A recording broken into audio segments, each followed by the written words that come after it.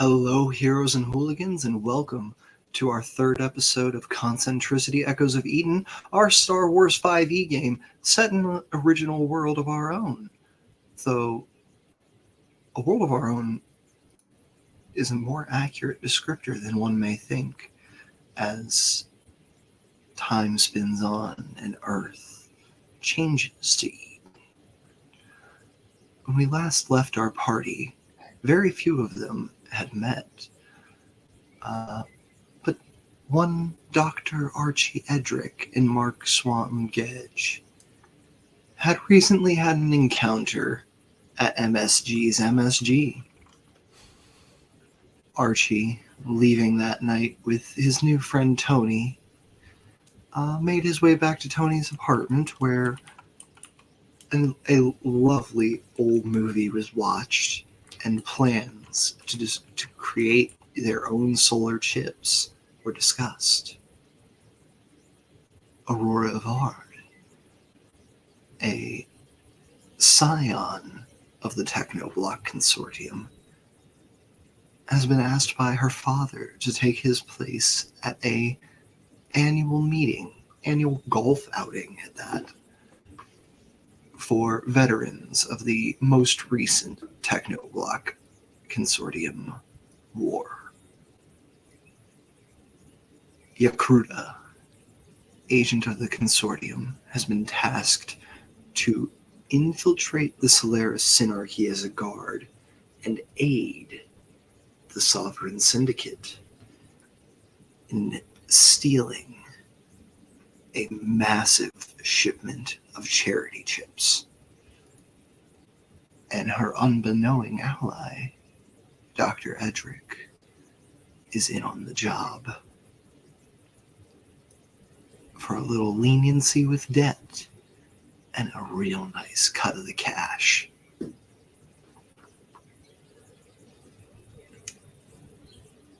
As we move into the world of Eden, it is the early hours of the morning.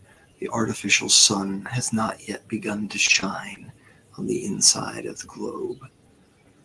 Not that you would see it anyways, Yakruta.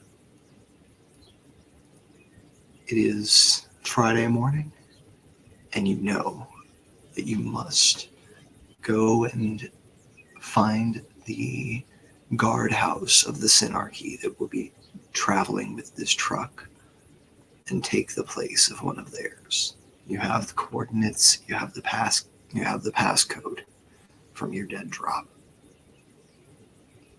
But pulling it off is all on you. As you move through the low levels of the megacity, what is Yakruta doing? I think she has put her gear as secretive as possible. Some of it she can't obviously carry with her if she's going to have to wear sort of disguise. And I think she probably already has gathered the disguise this week while, preparing to go and do this. So she would have it with her in her bag and so on. And probably stop at a safe place just outside of where she's supposed to go, where the coordinates take her, to change into the uniform and to leave cash item should she grab it. Oh, you don't have a uniform yet. Oh. Okay. So that's probably what she's going to do, try to get one. Because I feel like she needs one to be able to be like, oh yeah, I'm here to do this thing. Yeah, what is Yakruta's approach? And you can have worked towards this over the week to getting a uniform.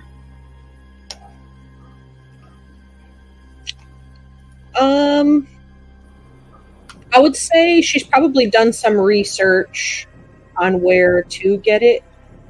So... yeah, go ahead and give me an investigation check then. Okay.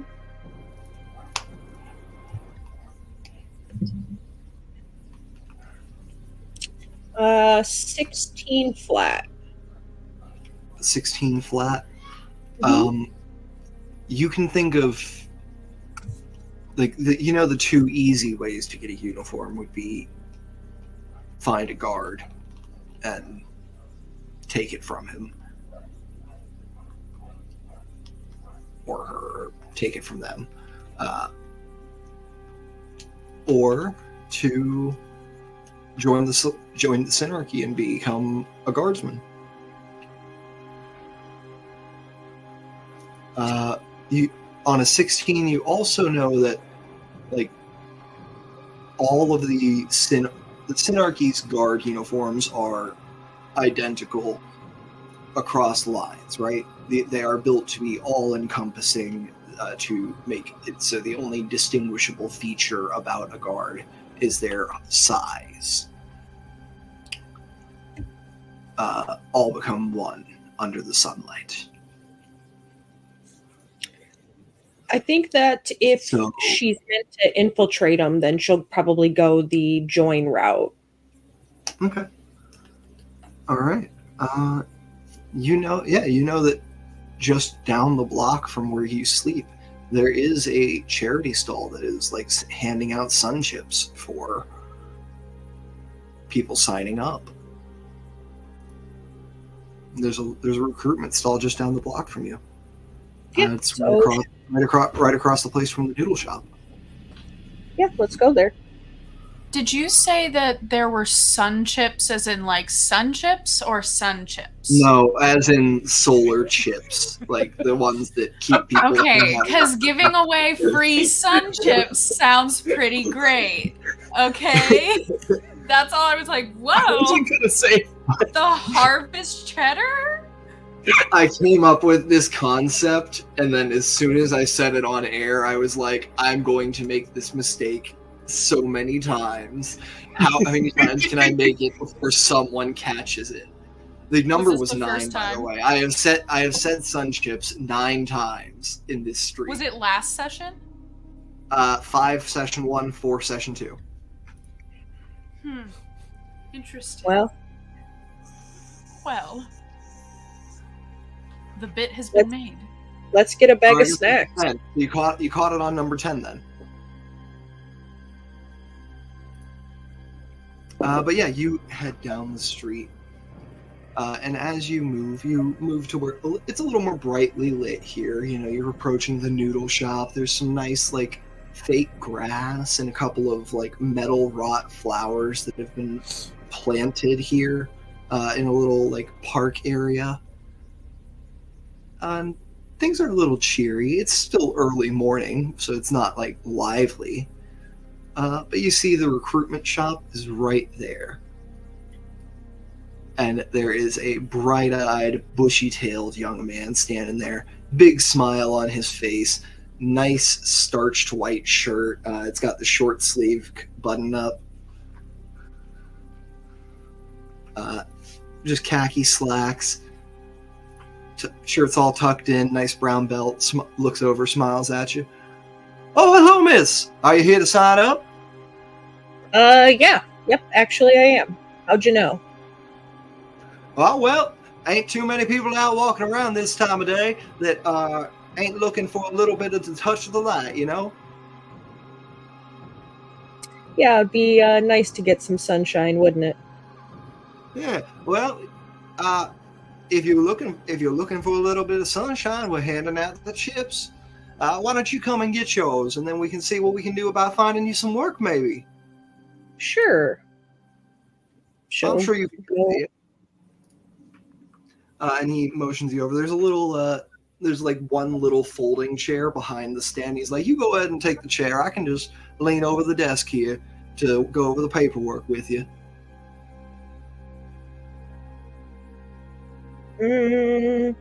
That's okay. I don't need to sit. I'll just lean against the table. I'll be all right. Keep your chair. Oh, well, I couldn't. I must insist. It is for you. I'm sure you've been. Well, you look pretty well rested. Yep. I like being on my feet. Well, I can't argue with that. You know, a little good exercise brings us a little closer to the light, you know? Mm-hmm. All right. So what I need you to do here is I need you to sign here and here that you are willing to enter service with the chant. Above the table, do you think she would have included in her disguise kit stuff, like a fake identity that she could use for jobs like this? I will say that is something you could have tried to prepare for this, knowing what you were going to do. So you can Okay. go ahead and give me like a flashback disguise kit check. Okay, and what do you want me to roll? DC for like a digital fake ID is going to be 15. A DC for like a fleshed out false identity, one that like, okay, this fake ID has a past job, has fake medical history, all that. That's going to be 20. Okay. What do you You want? hit Like, 20? It's going to be, I'm going to say either charisma. Yeah, I'm going to say charisma or intelligence plus proficiency. And then if you have proficiency in deception as well, you can make this with advantage. I do have proficiency in deception. I have a +8 deception, actually. All right. Correct. So if you have expertise in deception, you can make a deception check with advantage for me. Oh, even better. All right. So at advantage, I've got a 27. Well, wait, no. 27. Yeah. Well, that already has my proficiency. Yes, so 27. Hell yeah. So with a 27, you already have an entire fake ID for this. You have a fake backstory. You have free reign with what you decide, who you decide is signing up to join the Synarchy here, because it's not Yakruta. Right. I just didn't want to put her actual name, given that she's like in subterfuge. I would think she would have access to such. All right. So yeah, so she'll fill out the paperwork. She'll use the fake name Lenore. All right. And Lenore is signed up. I'm going to say you've put something in like Lenore's background of she like served in one of the military or paramilitary forces at some point to try to get her fast tracked. You've made a perfect fake ID to get fast tracked into guard work with that 27. Perfect. And you see, once your paperwork goes through, a little ding pops up on the tablet that you've been working on, and the missionary here turns and smiles at you. Well, we'll go ahead and get you all set up and started. Your intake department's going to be over on block 38, level 3. You can't miss it. It's got the big yellow sun right on top.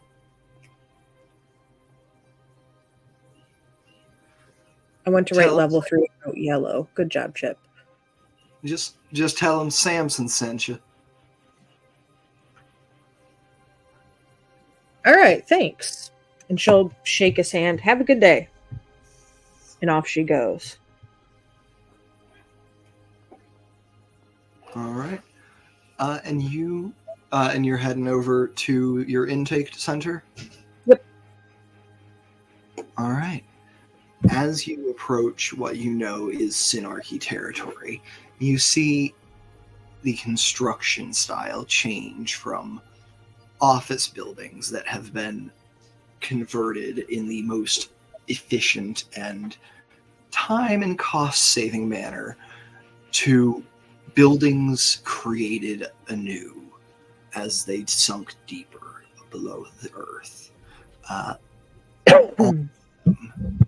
Coming to a point, reaching for the sky. As almost, I would say, like 17th century French architecture is what you're seeing here almost. Okay. So I'll find the one with the big giant sun. Yes. These streets glow with faint golden light from below as you see the spoke of a sun rise from below and sits atop a lovely building painted in all gold. At its front stand two men in armor that covers their entire body, including their face, with a carved smile across the mask of it. A smile kind and gentle, though set in this unbending metal, threatening. Probably a little creepy. But you see waves of petitioners are moving through the doors ahead of you as the sun does begin to rise here at about 7 in the morning. Okay. And there's like a lot of people in. You'd say there's about 50 people like moving up and through the doors right now. What does Lenore do? Do you think she could make a stealth check to try to like slip up through the crowd and get closer to the front to get pushed through faster? Yeah, I'll allow that. Okay. 12 plus 7 is 19. 19. You managed to slip your way to about the front quarter of the crowd. There's still like 10 or so people ahead of you, but you're going to be like through the doors pretty quick. And you begin to hear music playing from inside. And you can see that church is in session. It is morning mass here at the Temple of the Sun. Happy, happy, joy, joy. Just where I needed to be. She'll like mumble it to herself as she's moving through, trying to get up as close as she can. You are moving through, entering the building, and you see that all of these petitioners are moving to the pews, preparing to sit, and at the front of the building, you see a kindly old man, probably about 130 to 140. Wrinkled skin, liver spots, bald, wearing a golden coat and simple linen pants, smiling out at the crowd. As people begin to be seated, do you join them in the pews? Or do you go to search for the offices? We can send, like, the little wrist pad that we have sends messages, right? Yes. All right. She's going to send a coded message to her handler that says, real sick sense of humor you have. You send the message off.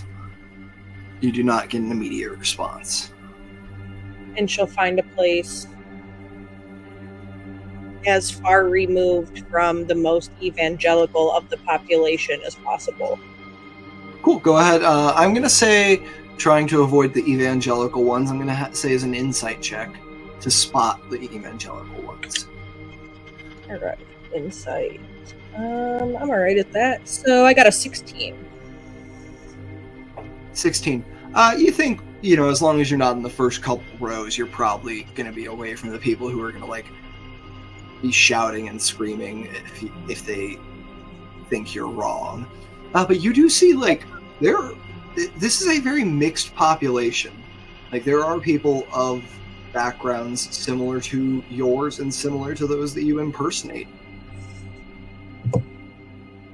Yeah, I just think the whole up and down and evangelizing thing is just just makes her skin itch. Yeah, 100%. You take your seat towards, I'm going to say probably towards like the back of the pews. Okay. And you see at the front the priest, or as you would know him, MNX, smiles out at everyone and says, "My children, I am so happy to have you all here seeking the light. I know that with your aid,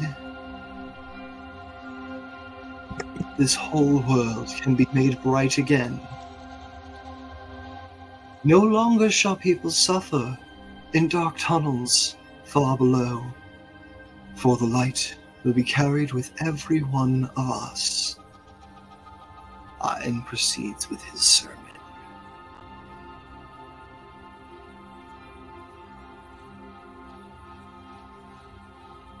I think she would respectfully proceed through whatever, motions they go through for the sermon, and then immediately afterwards try to You go see, do there it. doesn't seem to be any real ritual here. It truly is just a sermon. It is one man speaking to a crowd. It is like it is a lecture. But there is no fire and brimstone. He only speaks of hope.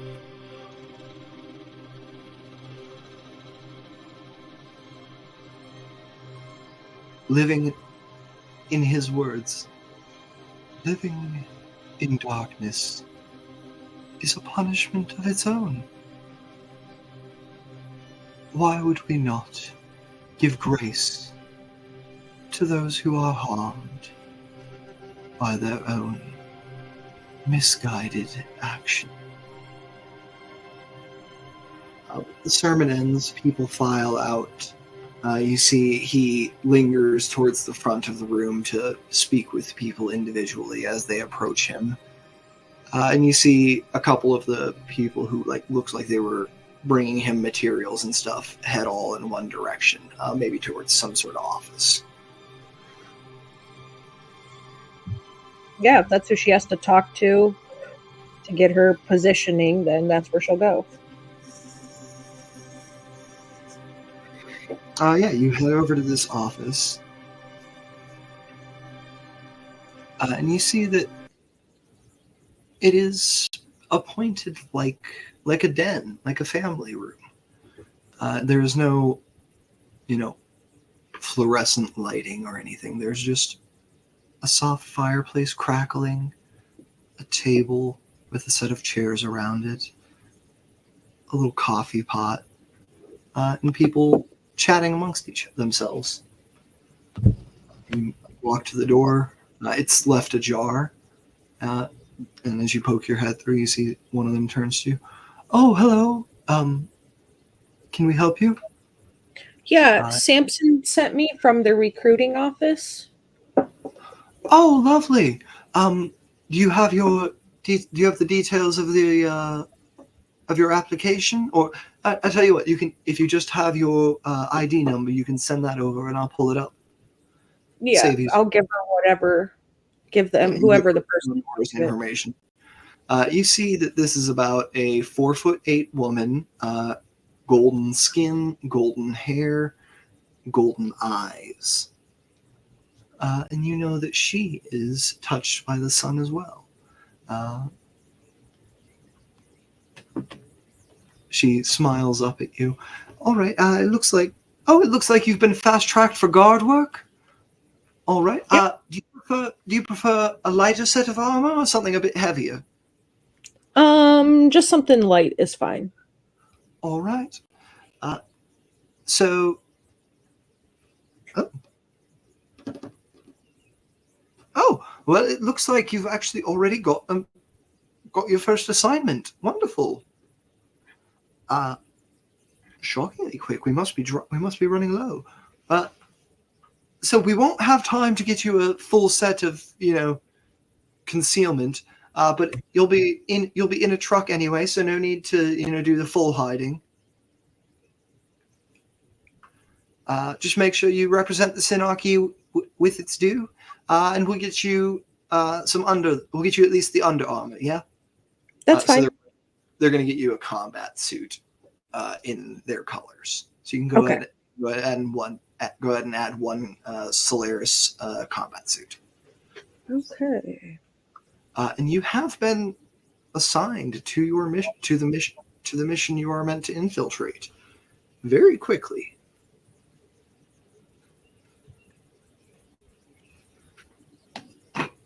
It's just the standard combat suit? Just a standard one. Yeah, okay. Good. All right. From there, Yakrut, we will leave you, and we will cut over to Aurora Evard. What time is Aurora waking up today? Your golf outing isn't until 3. She's probably sleeping in, so maybe 10 instead of 8 when she would usually get up, because that's her training time or whatever. So yeah, she'll be getting up around 10 instead, and probably moseying down for breakfast. Lovely. So at about 10 in the morning, you wake up in your cavernous bedroom. And you see the false light shining through the window, just perfectly dappled through the curtains so as to not hit you in the face, but be a warm and inviting welcome to the day. At your bedside there rests a little glass of water, kept cold, of course, by the enhanced glass, and a lovely little note from the Seneschal. Oh, can I read it? Yes, you can. Ms. Evard, it pleases me to know that you will represent your father and the rest of your family's interests well at the golf outing today. I do request that, should any disturbance occur, you make sure to keep yourself and any friends of the family safe. Okay. So I'm gonna read that and then sigh a little and then drink my water. What a great way to Right. responsibilities. All right. You read the message, drink your water. Little lovely handwritten note for you, reminding you of all your duties. Is Seneschal Dawn nearby? Because I remember him being... Was he a masseuse or something like that? Yes, Seneschal Dawn, technically no longer the Seneschal. Yeah. It is a masseuse. Your personal masseuse, in fact. Yeah. He should be just down the hall, It's working hours. I just want to walk down the hall and pop in. And sorry, to be clear, that note was from your father's current Seneschal. Oh. Yeah. I only know Seneschal Dawn right now. Okay. Well then. Okay, yeah, I'm still gonna have breakfast. Maybe I'll just have breakfast sent to my room so that I can mentally prepare and physically prepare for the image of who I am supposed to be presenting today. Yeah, as you have your breakfast sent up, it's a lovely meal of whatever Aurora would like, because Aurora gets whatever she would like. Yeah. What does preparing for the day look like for Aurora? I'm wondering if there's like I wear clothes out, my regular casual clothes that I wear when I go anywhere. But if I am to be representing the family, is there some sort of like family emblem type something that I should put on? Like a very if there was a color that signified the family, something with a hint of that color or something. I think you would know that part of the reason that your father is so high up in the consortium is that his father invented the tech enhancement procedure that has changed your skin to blue, giving you all of your abilities and all that. Yeah. Being there with this, being there with the full body enhancement is an advertisement of your family in a way that is understated. Mm-hmm.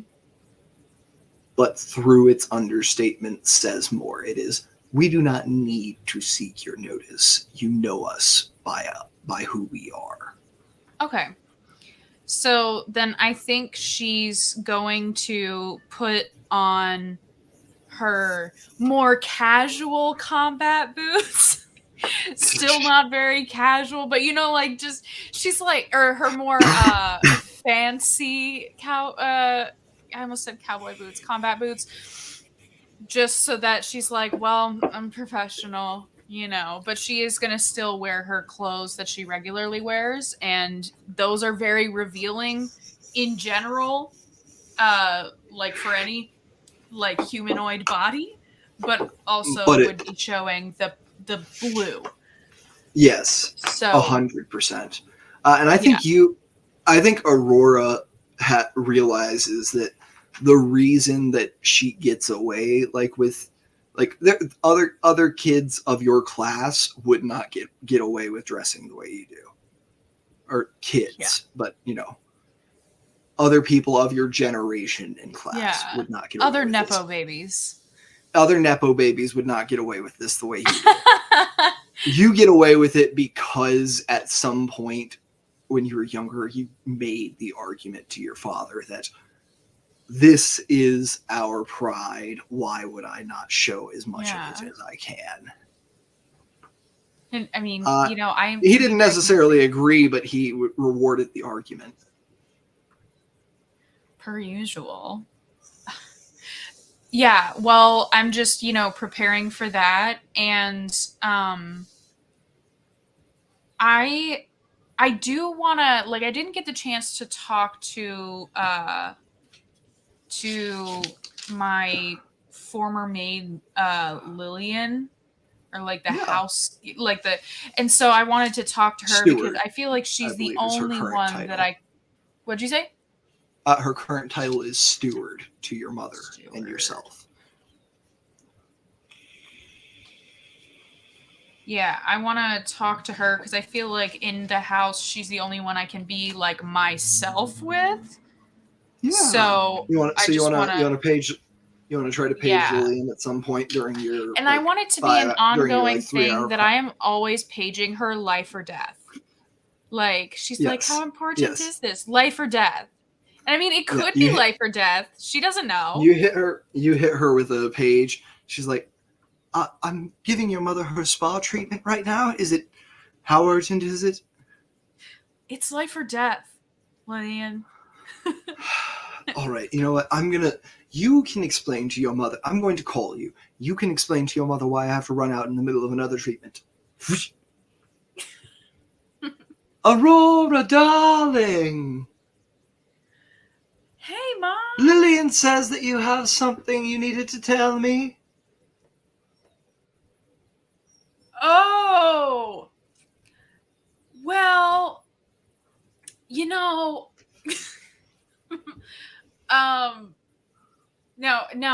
let me know if this is a red flag.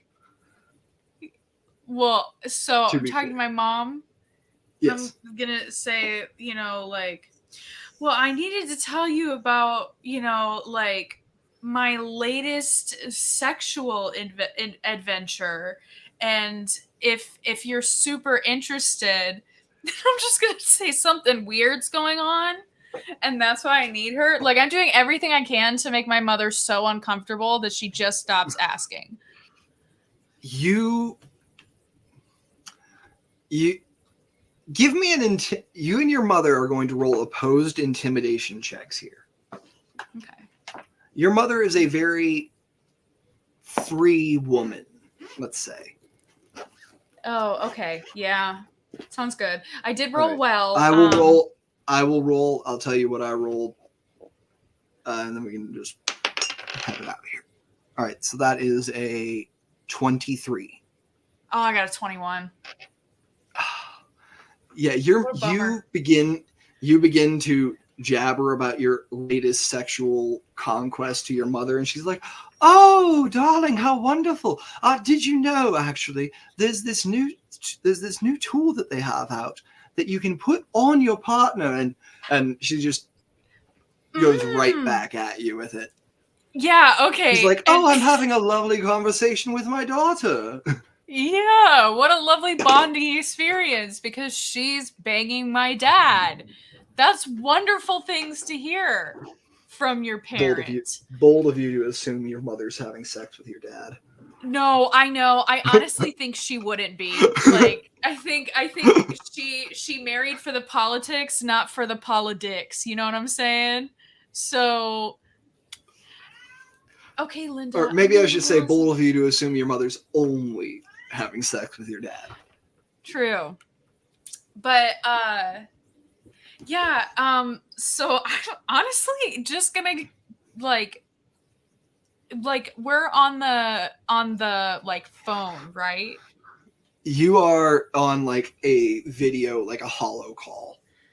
Oh, then I would I don't know if this will be like a performance check, but I'm gonna be like, oh, that's super cool. And then like end of the call. Yeah, I'm gonna say that's a performance check, sure. Can I use my guidance for that one? Yeah, you can guide yourself for this. This isn't that high stakes. Well, I needed it anyway. What is 17? 17, okay. Your mother's not a very insightful woman. She only adds a +1 to this. That die's gone now. It's just gone. It fell into the shadow zone. That's a 9. Ah, yes. There is a shadowy corner behind my desk. If a die falls back there, it's just gone. Fair. But no, your mother, you think she bought it. You don't think Lillian bought it. But you also don't think Lillian's going to tell your mother. No. Is Lillian there now with me? Lillian is still with your mother. The call was like coming through her device. But you see she sends you a message, on my way. And, I don't want to break the illusion that things have been frozen. So I don't want to be like, okay, and then continue the conversation. So I'm just going to end call. No, yeah, the call, you hang the call up before Lillian sends you the on the way. And she gets there. Ms. Aurora, you needed me? I wanted to talk about this big thing that I'm going to, this golf game that I'm going to. Yes. I'm supposed to be representing the family, but I don't feel right doing that. But I know I need to. It's more about, so your father makes a large charitable donation every year. And we just, it helps to have a body there to, we care about this, Mm-hmm. And he gets a spot as a player, but through the donation. So, and he's busy, so he needed someone to take it, and well, it's not like he was going to get your mother to go. Yeah. Question: is my mom also tech enhanced? Your mother has cybernetic enhancements. She does not have the same enhancement that you and your father have. Okay, then that kind of makes sense as why she wouldn't be there, because the goal is to present as our family. Yeah, I'm basically you also just know your talking to mother. her about You also know like, your mother kept her name. Yes, queen and sex positive. Yeah, I'm just expressing that I'm nervous about it, because this is it isn't just going to a meeting. This is a big event. And although I have moral quarrels, I'm just seeking her advice because she's the only person I can be myself with. What I would advise is that you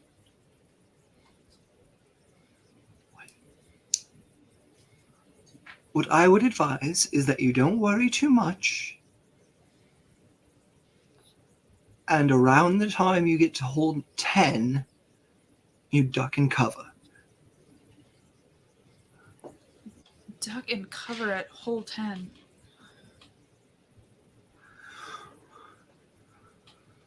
Sorry, we're writing that down.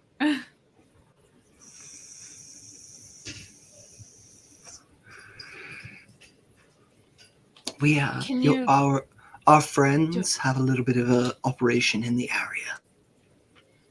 Oh. Hole 10 passes through a stable portal. Mm-hmm. And the zone that it passes through to get back, well, it passes through a scrapyard, and we have some friends who are engaged in business there. Okay. So just maybe don't duck and cover until you hear shots, but be somewhere where you could duck and cover. Can you hear my cats fighting right now? Hold on just a second. All right. We'll actually take, this is a good spot. We're going to take a quick 3-minute break, gang. I'm so sorry. No, you're actually good. I was getting ready for one here in a second anyway. See you in a bit.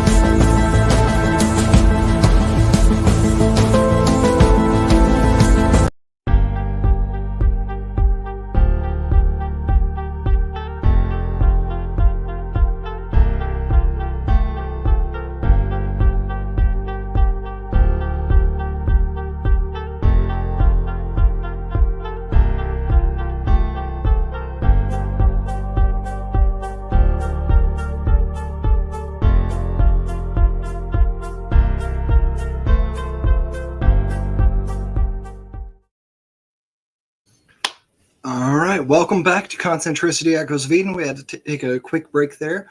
I hope you don't hate us for it, but don't really care if you do.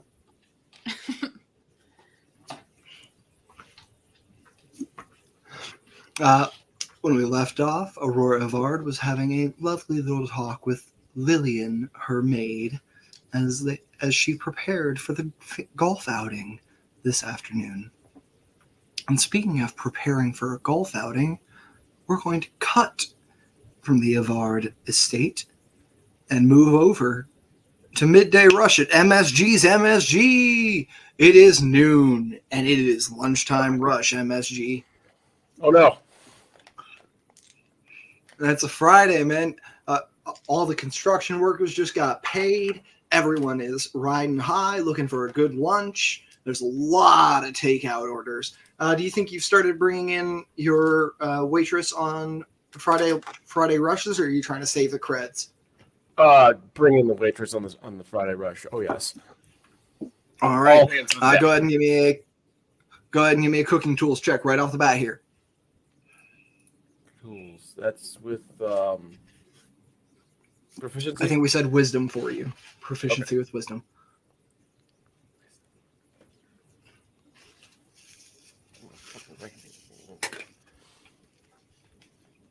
And you said I get advantage for being in my place? Mm-hmm. First one was 14. Ooh, next one was 18. Plus 2. So 20, dirty 20. Nasty 20. All right. With that nasty 20, you're managing the lunch rush just fine. Double Z doesn't even have to come out to help you. Things are flying. He says, all right, after this rush, do you want me to help so we can close down a little earlier? Maybe like go get a drink or something before the golf game? Yeah, sounds good to me. All right. And Zed's going to come out to help. Yes. He's going to give... Zed comes out to help. He's going to go ahead and make his check again. Let's see if he can do as well as he did last time. Probably not. Not as good, but still pretty good with a 18. Double Zed's keeping up. Not bad. And yeah, he's actually doing like some of your like pre-close stuff, like cleaning things down for you, making sure that everything will be ready to close down as quick as possible when you're ready. Because closing time's 2:00 today, no matter what. It's just how quick you're done at 2. But you get through the lunch rush. You get up to your closing time. Things get shut down, and it's like 2:15 by the time you're ready to get out of here. Zed looks over at you. All right, you ready to go hit the boards, hit the bricks? Do you want to stop and get a drink, or? Yeah, we can stop to get a drink. I just need to get my gear first. Oh yeah. Don't forget yours. I guess I could break out the old uniform. Do you want to go just swing by my place quick then, and then stop by yours? Sounds like a plan to me. Let's get going. All right. And you head on over to Double Zed's place. Does Mark have a vehicle, or does he just walk most of the time? I hadn't thought about that. There's cars for rent for like a couple of hours at a time too. I'm going to say he rents a car a couple hours at a time because he doesn't get out much outside of like events like this and his job.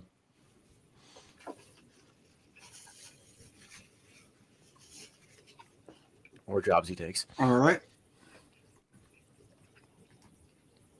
You see, in that case, Double Zed says, yeah, you just want to hop in the back of the swoop and I'll pull us on over. Zed's got culturally, it's the equivalent of driving a Volkswagen van. Yeah.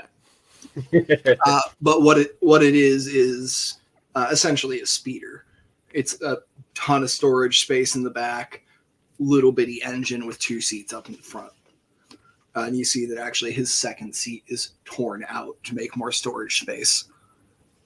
And Zed goes around and picks up trash and does scrap for a little bit of extra cash when he's not working.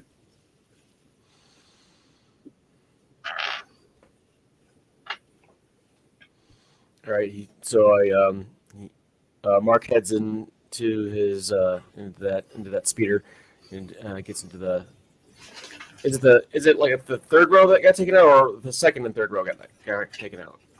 So there's only like the front passenger seat. So mechanically, this is like a pickup truck that only has 2 seats. The passenger seat there's only one. There's a driver's seat, and then there's like a truck bed, basically. Okay, Mark would get it in the passenger side then. Yeah, hop in the bed. Like all right, he'd be riding shotgun. That's what I'm saying. He yanked out the passenger seat so that he had more bed space. Okay, yeah. Like you can tell this thing is maximized to pack as much shit in here on each trip as possible.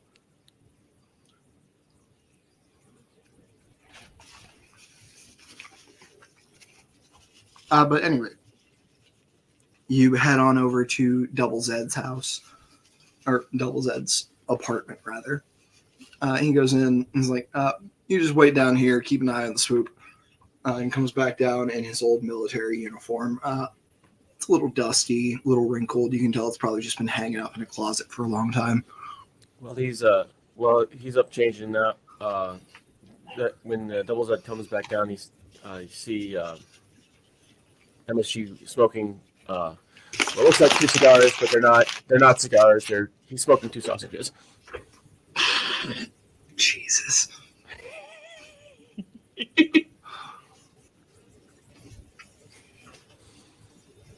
Double Zed does never understood it.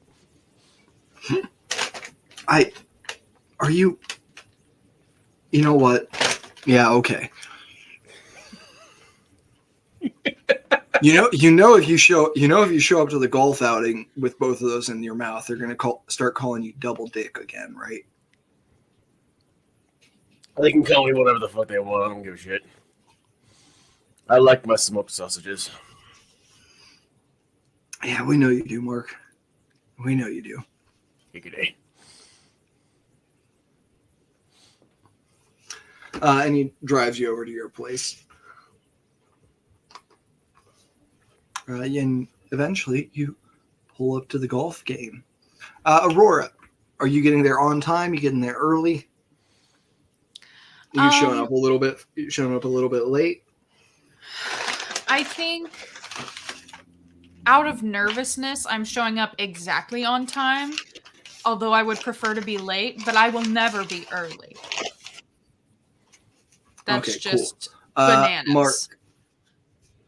Mark and Aurora, go ahead and roll initiative for me to see which one of you makes it there first.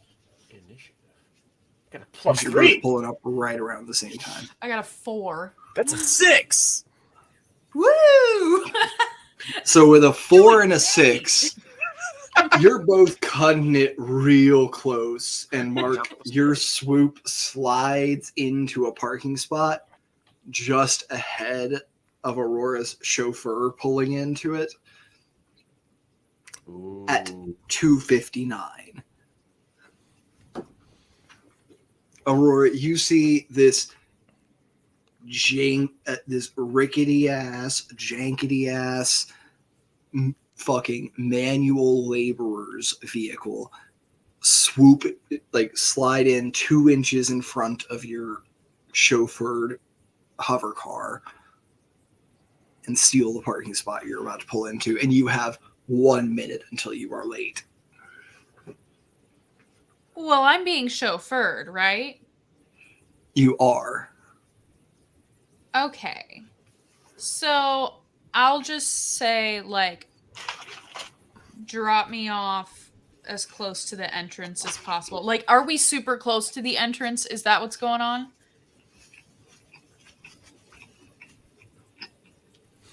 No, you're running behind. You're 4 rows out in the parking lot. It's pretty full. Okay, would there be a way for him to pull around towards the front? Yeah, he can just pull up to the front and drop you there. Yeah, I'll say that. Like, but when we pass the the spot where they parked where I was supposed to park, can I like reach out and use my key to key their car? give me an attack On roll. accident. On accident. Give me an attack roll and a sleight of hand at disadvantage because there's not really a way to accidentally key a car. Oh no. Oh no, it's not accidental.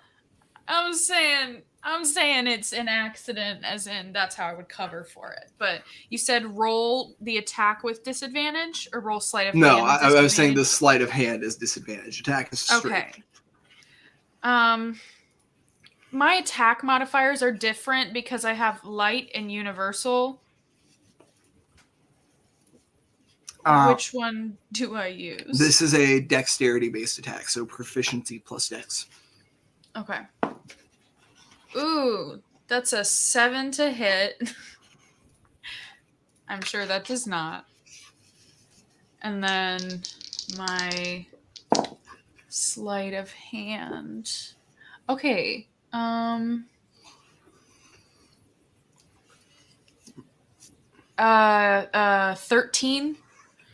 I don't think I did that very Mark, smoothly. what is your passive perception? Passive perception. What's your perception modifier plus 10?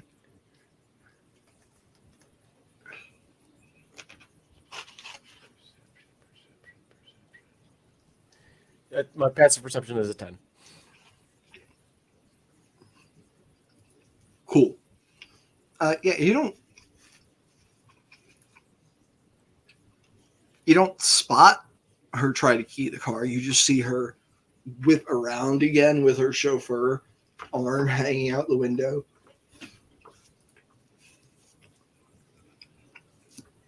Pull up to the front, and Aurora steps out of the vehicle. And you see Zed looks over at you like, she's not old enough to be a vet, is she? I don't know. Probably another damn rich kid. They really do think just because they give us little money, they can come in and like take over our fucking events. Like it's not about you, right? Lobbyists, I swear. They're the same in every age.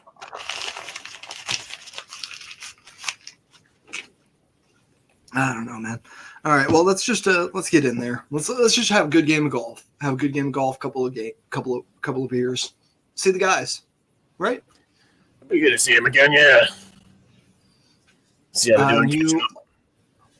You all head in. Aurora, walking through the door. I think for the first time in your life, you feel out of place. You know, at most places you walk into, even if you don't belong there, you belong there because you want to be there. Mm-hmm. Here you are surrounded by men and women who are about 20 to 30 years older than you on average. And none of them are, well, very few of them, you would say, are even close to equivalent in class to you. Okay, is there like a place that I'm supposed to go? Like, do I have a box of seats? Nope, you're a player. I'm playing? Yeah, you're representing your father as you're taking your father's like playing spot that he donated and got. That's going to be very unfortunate. Okay. Well, I'm not. I mean, like, let's do this. My attitude is I kind of want to get it over with, but I also have this impending doom leaning over me of, will I be good enough? But also, what's going to happen at hole 10? Like, yeah. And speaking of what's going to happen at hole 10, as Aurora and Mark and Double Z all get signed up and get their gear given to them by the course management here, we are going to move over to Dr. Archie Edric, who is waking up on this bright, fine Friday morning ready to do a crime. Right? You're ready to do a crime, right? Ready as I'll ever be. I guess. What time? So tell me, it's been a couple of days since your celebration at the diner. What time is Archie waking up? Where is Archie waking up? And is Archie waking up alone? Ooh. No, Archie's definitely waking up alone in his apartment. But he don't fucking laugh at me like this, dude. That's cold. But I like Archie to me is like the blue collar like labor type where he has to wake up at like 4:35 in the morning so he can get a head start on what he has to do just in case anything else like pops up. Yeah, you usually wake up pretty early in the morning so that you can like get started on some of the projects that you've gotten like contract work for. Yeah. Things that haven't come through from your lovely partner. Yeah. Because if you bring it in, you don't have to pay him cut. Exactly. So let's go ahead and get a mechanics tools check there for you as you get some early morning work done. Is that just my tech proficiency? Or is it different? Yeah, just your tech proficiency. Okay. Amazing, that's a 21. You're getting your work done for the day. You're going to make your regular earnings. Hell yeah. And you know you have no contract work from Gil coming in today because you have your job for Gil today already. Yeah. So you breeze through your morning work. And it's probably about 11 o'clock in the morning when you're done. Mm-hmm. Yeah, it's only like a 5-hour workday. Not bad. So I think in like this instance, when he knows that he's well ahead, caught up, he's gonna try to start like shutting things down so he can try to like get ready for this mission. Yeah, you start to like get the shop closed up, make sure anything like valuable is locked down and put away and everything. And you get prepped for this mission. How is Archie kidding himself out for this? So I think he's definitely trying to wear like more like extremely like clothes that he knows he can blend into a crowd if he absolutely has to. Like, 'cause if he wears anything different, he's gonna get like dead caught. So he's kind of just wearing like his like ratty like green like canvas jacket, and like typically what he usually wears like his white t-shirt, his like black jeans, and he goes under his the counter that he keeps in the front, like right up by the lobby, and he grabs the little like blaster pistol he has down there just in case things go not good. Haywire. Yeah. Just in case there's a malfunction. A malfunction, yes. Yeah. And you see, as you move into the lobby, just off to the side in the garage, the drift bike that was left for you. All right, he's gonna get on. You see, on each of the handles is a little charm hanging down. One is a little metallic, like almost like carving out of like aluminum or tin. Mm-hmm. Just the outline of a smiling man with a big bushy beard. Okay. And on the other there is a little tiny leather cowboy boot with the name Andy written on the bottom. Cute. All right.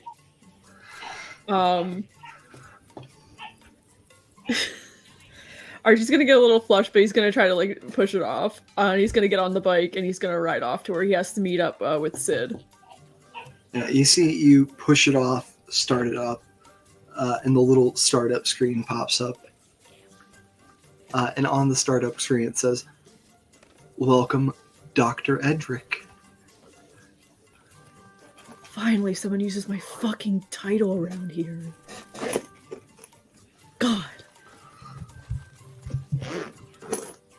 And as you ride, you see that tucked inside the little, like, almost like saddlebag, there's a little note that you'll be able to check out when you get where you're going. Okay. He's gonna read it. All right. You get to where you're going, and you're at the meeting place. You're a little early. You got about 30 minutes till the rest of the gang's gonna get here. You open the note. Okay. It's just a little, like, 4x4 piece of paper, like napkin sized, basically. And it says, Archie, Sid and I thought you should have a bike of your own for this. XOXO, Tony. Archie's gonna get a little more flush at that. He's gonna like fold it up and put it in his pocket and like try to get them like get his head into like the proper space it needs to be. You fold it on the back. You see, her name is Bullseye. Stop. Archie doesn't get the reference yet because you've only seen Toy Story 1. I haven't watched the second one yet. All right. But yeah, about 30 minutes pass, and the rest of the crew pulls up, and you can tell they've lowered the roar on their bikes intentionally. Mm-hmm. These are silent, drifting in. Ooh. Okay. Interesting. Sid sees you waiting there, parks his bike, slides off of it, and walks up to you. Archie! Sid. You ready for some wet work? Yeah. Might as well. Let's get going. Yeah. Hey, you're used to getting your hands dirty. It's just a different way, right? Yeah. Say that again. All right. Well, why don't we hit the road? All right, let's do it.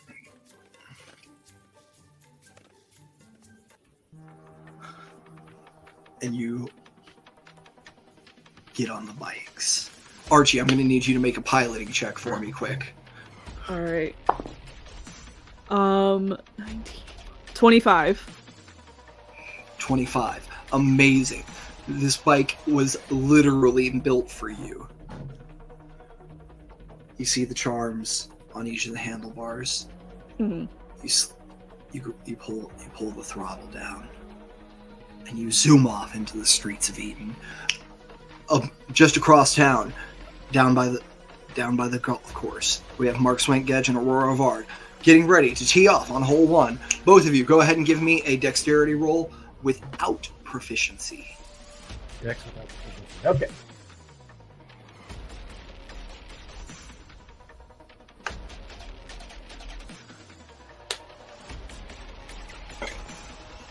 That's a 6. I thought my mic was on. That's a 16. All right, on a 16, Aurora, you make par. Mark, you are 3 over par on this first hole. Go ahead and take note of this, by the way. Just write down like however many over you are or however many under. So -1 if you're under 1, +3 if you're over 3, that sort of thing. Yakruta, it is go time. You're loading up on the truck. I am going to need a deception check from you. You can make this with advantage because you are in uniform. Well, that's a neutral 20 for 28, please. Wonderful. You are fitting in with the crew perfectly. All right, we're going to go back to Archie. Archie, you're moving across town. Give me just another piloting check. This one's just a DC 10 to keep up with the rest of the gang. 18. 18. Wonderful. Aurora and Avard, 2 more golf checks for me. Dex Aurora checks. and Avard? 2? Or Aurora and Mark. We're making 2 of them? Yeah, go ahead and give me 2 more. Okay, those aren't good. One of them is a 9. And then one of them is an 11. One of them a 9, one of them 11. All right. So you are 1 under on both of those. Or no, I'm sorry. You're par on one, 1 under on the other. Or 1 over on the other. So plus 1 strokes. Mark. I got a 21 and then a 16. 21 and 16. You are minus 1 strokes.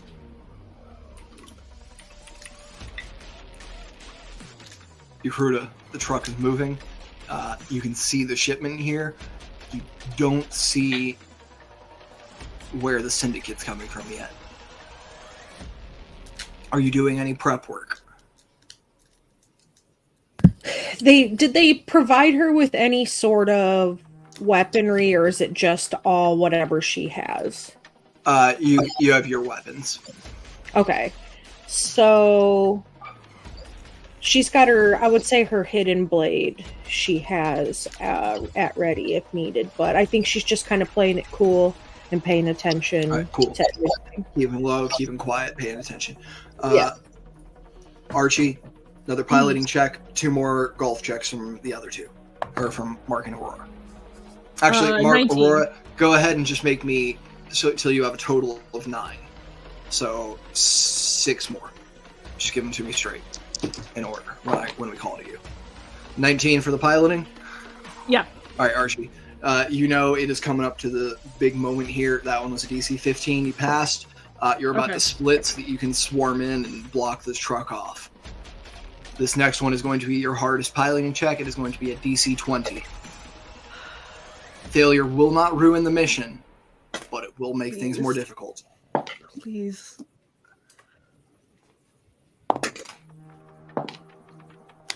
Dirty 20. Perfect. There's half of a second there where your left burner isn't hitting quick enough for you to make the turn. You pull the brake, force it to turn, accelerate straight ahead. You can see the truck. You're coming up on its side. Let's go ahead and give me those golf checks. We'll start with Mark. Okay, I got 13, 19, 12, 7, 5, 12. 7, 5, 12. All right, so you are plus 3 strokes. Aurora. Mine were 16, 6, 12, 18. I can never tell if it's a 6 or a 9, and I always get really confused. Is the 6 on the top? With the thingy on the top? Whichever part the line is on is the bottom. There's no line. It's just a dot for me. If the dot is next to whichever part the dot is on is the bottom. Yeah. Oh, okay. Okay, then 11 and then a 16. All right, you are plus 1 stroke. Okay. It is hole 10. Aurora, you see the crowd around you. About 25 people here, including yourself. 5 cameramen, 19 vets. 17 vets, 2 announcers. What I'm going to do is actually use my cantrip phase shift, which is too quickly for the untrained eyes to perceive. You shift in position, you move up to 5 feet, and I'm like backing away from like the rest of the crowd, but as I'm doing that, I'm doing it as if I'm tying my shoe. Okay. Give me sleight of hand. to try to disguise the cast. Okay. DC 15. Okay. Can I give myself guidance on this one? Sure. You can Okay. precast it. Oh, because I can't cast 2 at the same time, so don't worry about it. Guidance is concentration, so once you've cast it, you have it. You're good. Okay.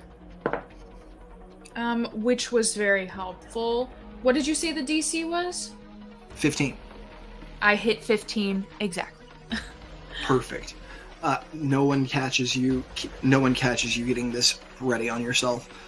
As Mark, I'm going to ask you, as the current lowest score or highest score, worst score in this round of golf, to take the first swing for me.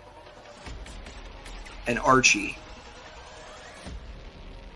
you pull up to the edge of this van, this truck, bikes around you as it screeches to a halt.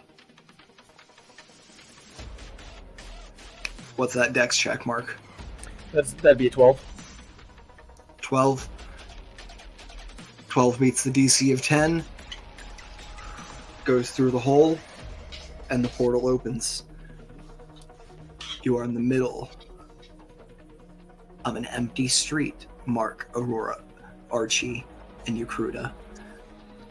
Well, But for the bikes that surround you, the truck full of chits, and the 20 people from the 37th annual Veterans Reunion Golf Memorial. Please roll initiative.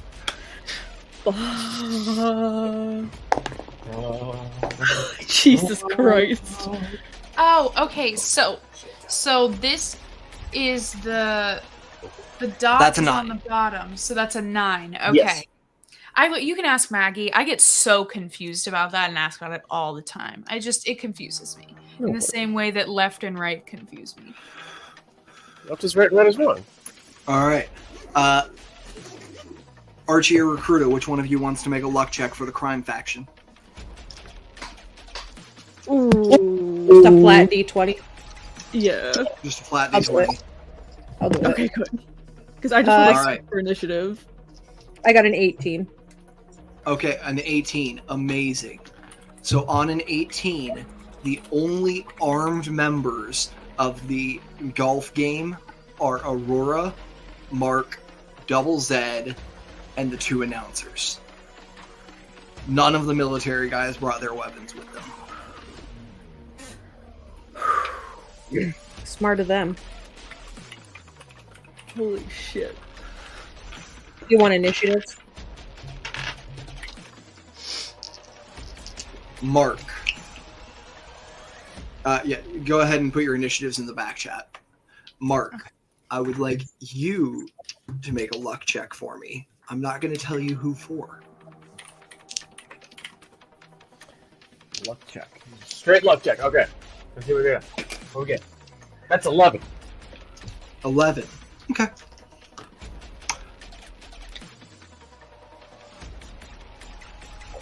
Let's go.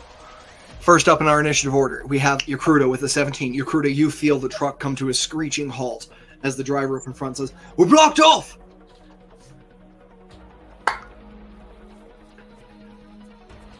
And I'm supposed There to help are- the syndicate, right? You're supposed to help the people robbing it. There are 2 other armed guards in this truck. 2 armed guards, driver, to be clear. Awesome. I'm in a perfect, great spot. All right. Yep. Um, So you're in the back of the truck with the creds. There's 1 other guard back here with you. 1 guard in the passenger seat. Driver's also armed. and stop. Sorry, what was that? We're stopped now, right? He just slammed on the brakes and you stopped. How close are any of the others? Are they like right up against the truck? They haven't opened the back door or anything yet, right? Nothing's opened up yet. No. He just slammed on the brakes as these bikes pulled up in front to block him off. Okay, so with my movement, I would like to... I guess it's object interaction to kick the back door open, isn't it? Yeah. Alright, so I'll do that. Alright. You open the back door. You see the guard back here with you. Said, "What are you doing? No, we need to get through the... What?" Alright. You still have your action, bonus action. Alright, action. I will take a swing at him with my hidden blade. Alright. Go ahead and give me this attack roll. 19. 19. That's going to hit.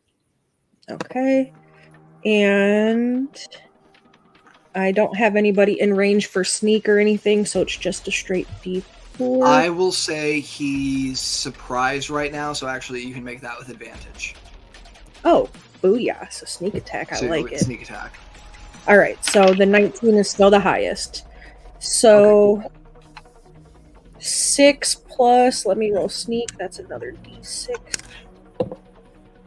10 total damage. It's kinetic. 10 damage. Matters. Alright, 10 kinetic damage. Your hidden blade comes up.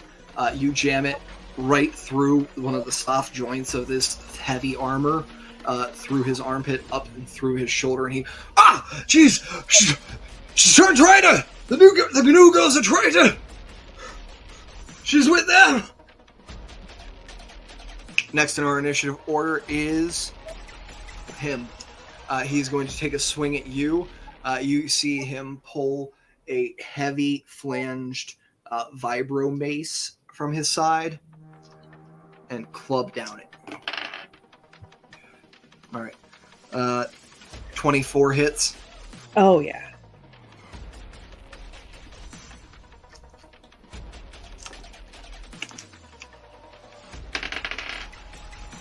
All right, that is going to be 10 kinetic damage to you. Yep, I die. You die. Oh, Yeah, I only have 9 hit points. holy shit! You crewed us down. I will say, Archie, you were able to hear the shouts that of she's turned traitor on us from inside.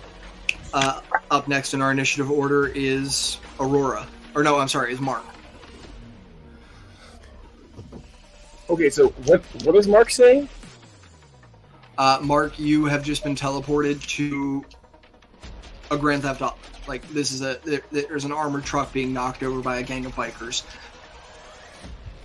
Give me a perception check. Yeah, I was gonna say, do I recognize anybody? Do I see anybody? I'm gonna say, I'm assuming all of the bikers are in like balaclava, face hidden. Right. Archie, I'm assuming you're the same. Yeah. I got a, is it perception? Yes. 12. 12. All right. All right. I'm going to make a disguise check here. No. Archie, you're the one who works on these bikes. Mm-hmm. I need you to give me a deception check to see how well you disguise the physical appearance of these bikes from someone who's seen them before. That's a 12.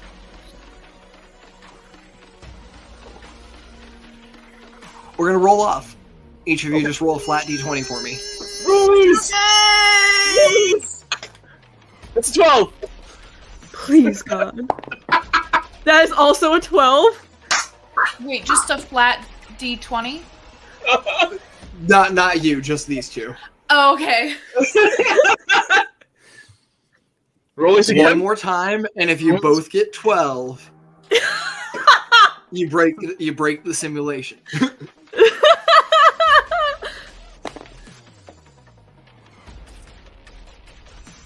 It's an 18. I got a 7. A 7. All right, Archie.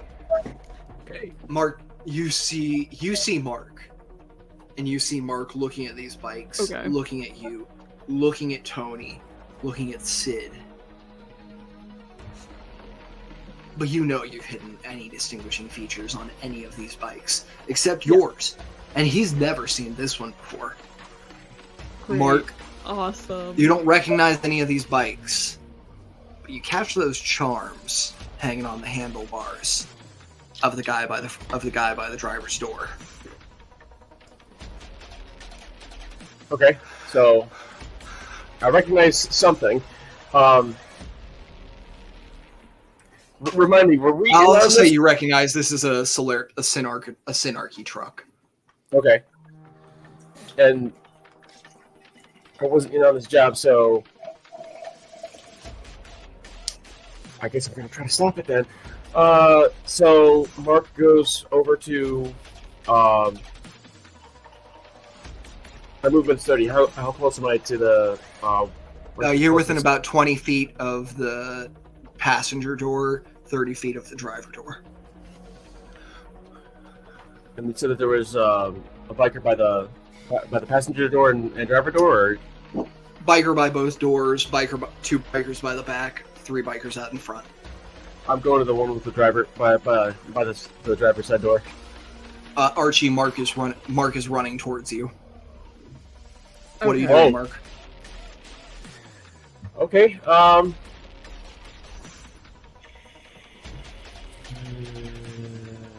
Okay. I'm gonna do a necrotic touch. All right. I'm gonna make melee attack against the target first.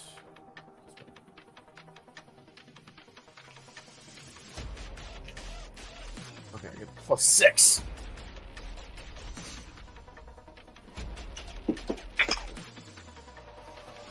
$19? 19. Does that hit you, Archie?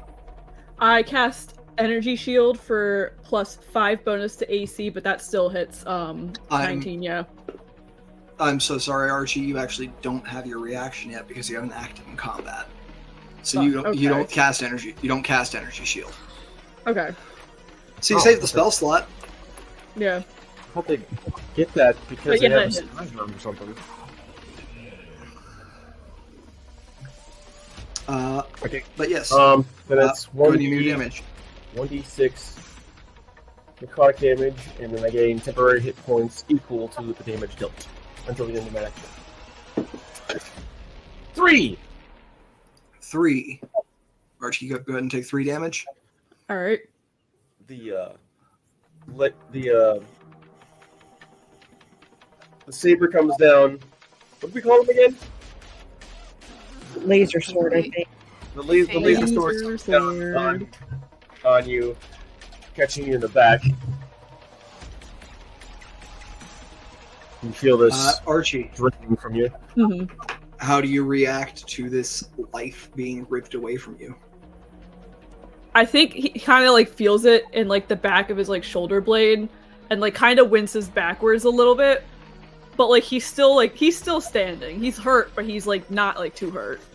Yeah, not crying out in pain or anything. Yeah. All right. After Mark, it goes to Aurora. Now, okay, who is it that we are attacking? I'm not understanding. So what is going on is the Sovereign Syndicate is robbing this armored truck. Mark is here as a bystander, seeing a gang rob an armored truck. Archie is participating in the truck robbing. Yakruta is in the back of the truck, having just been knocked out after kicking open the door and stabbing a guy. Okay, all I know is that I was told to duck and run, like duck and cover. So I'm So you were going told for to duck like and cover because this syndicate was doing something in that spot. yeah. So I am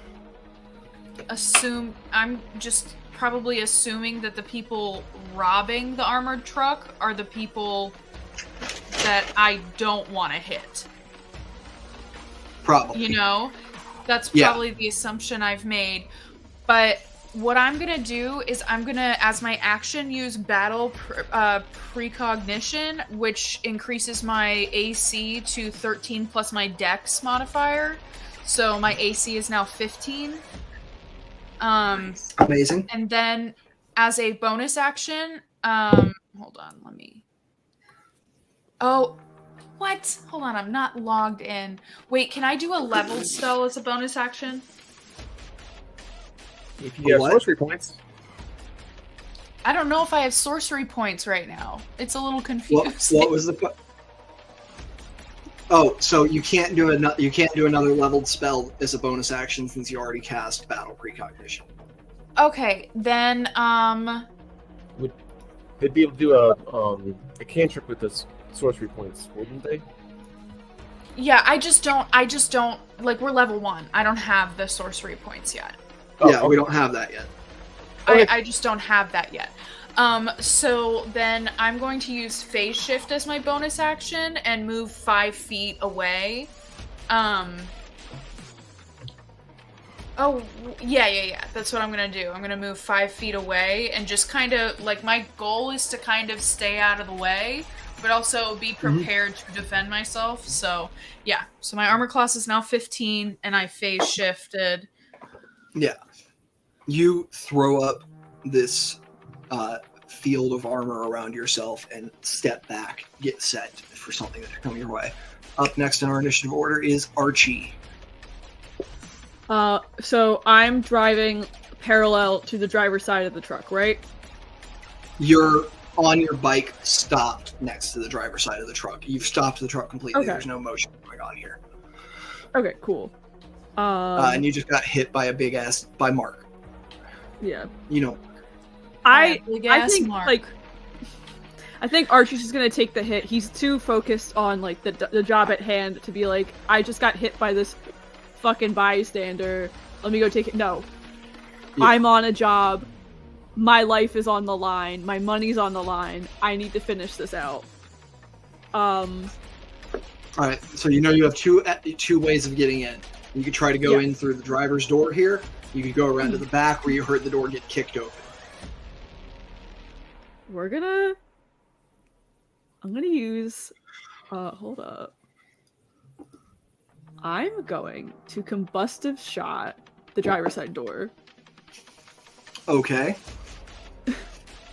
Which is a blaster attack plus whatever the damage if it hits. Alright. Go ahead and give me that attack roll. Beautiful. That is a 24. That'll hit a door.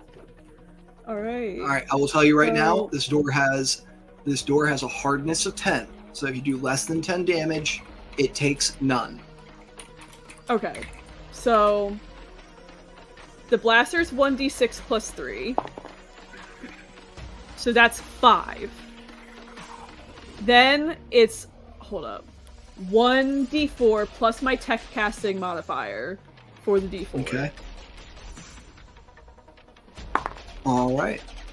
And for a plus 9, that's gonna be 14 damage. Alright. So 4 on the d4 plus your tech casting modifier of 5, correct? Yes. Plus 5. So total of 14. Gotcha. You shoot this door, and your shot bursts right on the hinge of it, knocking it loose. It's like hanging off the hinge. You could squeeze in if you wanted to. There's still somebody in the driver's seat. I already used my action. And the only other thing I think I can really do right now... Who are any of my allies around me? Your allies are all around you. Like I said, there's 3 blocking the truck in the front. You know, Sid's the center one, 2 of his guys on the side. Tony's on the passenger door across from you. And there's 2 more of Sid's guys in the back. Then I'm going to give Tony Potent Aptitude. Hell yeah. Alright, it is Tony's turn next. Tony is going to... Tony's not got anybody next to him. Tony's just going to move around to the back and dive in. And Tony is going to immediately pump some healing into Yakruta. Yakruta, you regain 10 hit points.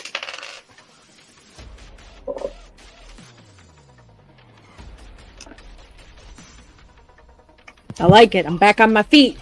Damn it. Yeah. All right. That's the end of Tony's turn. It's going to be Sid and his gang now. Two in the back are going to move up into the truck. One of them is going to attack the driver. One is going to attack the guard who took down Yakruta. All right, one attacking the driver hits. Driver's unconscious. Up next, we go back to the bottom of our order, and our crowd acts. Do our criminals want a high roll, or do they want a low roll? High roll? Okay. On an 18, the crowd follows Aurora's lead, and all back up and get prepped to defend themselves, but do not interfere, except for Double Z and one of the announcers, who are going to pull a blaster and take shots at two of Sid's gang. Zed's blaster misfires. Zed takes 4 points of damage. Oh, damn.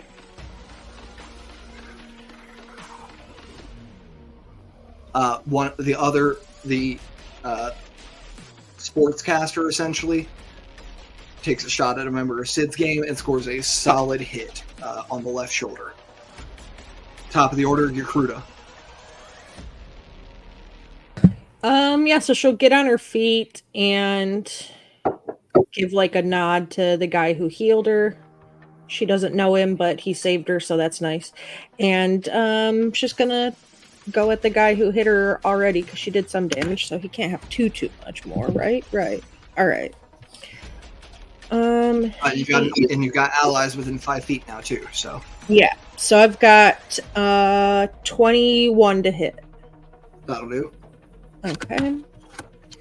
So damage. I'm just gonna keep my hidden blade instead of swap into anything else. Yeah. So and sneak. Okay. 8 damage. Total. 8 damage. You drop him. Good. And all right. Anything else? I don't see it on the sheet. Maybe it's not something until level 2, but like dodge or disengage or any of that. You can do those as an action. You get the bonus action. You get cutting action as a second level feature. Okay, so yeah, I've used my action. He's down, so I can back up, right? Yep. Okay. You're still technically within 5 feet of the other armed guard in the front seat. But is there another door? There is not. It's just open straight. It's open. Back. Open. Yeah. Okay. But he'd be swinging with disadvantage because of the cover that you're under. Okay, so I won't get out. I'll just stay towards the back so that he has to like reach to get me or get up where he'll be in range of somebody else as well. And that'll be it. Awesome. After you, it moves to MSG. Okay. So Archie, well, the person. Archie, 1 second. Archie, what's your hit point max? My hit point max is 12. Okay, cool. Go ahead, MSG. Oh. What was that? Okay. It was very ominous. That was so ominous. Why did you do that to me? I thought we were friends. Okay, so we torture you like this. I know. So they're still in front of me, and the guy in the driver's seat is out. Yep. Can I make some kind of grapple to get in between them and the driver's seat? Yeah, you can make a grapple check to grab Archie and pull him around you. Okay. Give me athletics, both of you. Me? Yep. Oh. That's a nasty, dirty 20. Hold up. Fuck, that's a 17. You would have gotten a bonus action potent aptitude back from Tony, I'll say. Because he only used his action. D4? I just forgot Tony had potent aptitude. That's a D4. Doesn't matter, that's an 18. Oh, so close. Mark, you grab this biker here, and you are able to, if you'd like, swing them off the bike. So that they're standing to you. Swing them off the bike and get between them and the driver's seat. Yeah, you just sort of grab them and do-si-do for a second. So it's like truck, bike, you, Archie. Mm-hmm. Up next in our initiative order, Aurora. I have a question real quick. Do I have a weapon? You have whatever your gear is. You have your gear. I don't know if I have one. Equipment. Oh, You a should have sickle saber. I need to. You should have equip some of it. your starting equipment. Yeah. I remember going over that with you. Okay. Yeah. I just forgot to equip it. Okay. I just wanted to make sure that I had that. So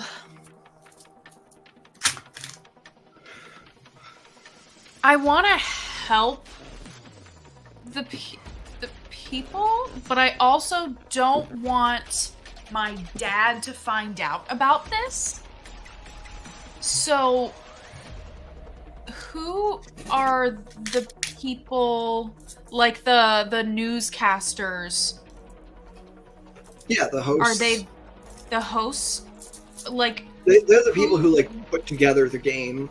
They're like they work for the golf course. And they're here. Yes, 2 of them are here. Okay. 2 of them got sucked up in the portal on Hole 10 with you guys. Okay. So what I'm going to do is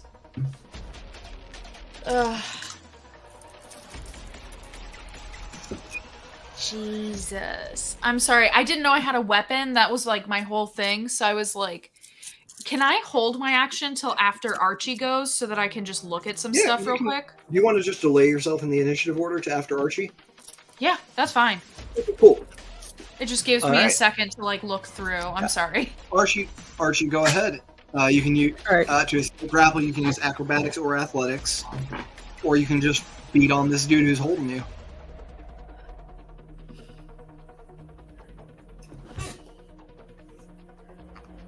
I'm gonna beat on him. I'm gonna hit him with my vibro dagger.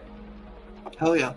Stab I'm like Mark. pulling it from like this like the sheath that I have like strapped to like my pants, and I'm just gonna like try to like stab at him. Which is great. That's a dirty 20. Mark, does a 20 hit your AC? I'm not sure if he's there. He stepped away. Okay. We will. Do you know what you want to do, Aurora? Because we can jump to that and then come back. Go ahead. What are you up to? So what I'm gonna do is I'm gonna use Phase Strike as my bonus action. So until the power ends, my movement does not provide opportunity or provoke opportunity attacks. Mm-hmm. So I'm gonna move back, like close to where one of the hosts are. Yeah. And I'm gonna like make it really casual as if I'm spooked. Mm-hmm. And then I'm gonna attack them. Alright. Go ahead and roll me an attack. With my sickle saber. Ooh. Does a 21 hit? Yes. Okay. And I'm going to use my ability to do an extra 1d8 force damage with this one as well. Where are my d8s? There we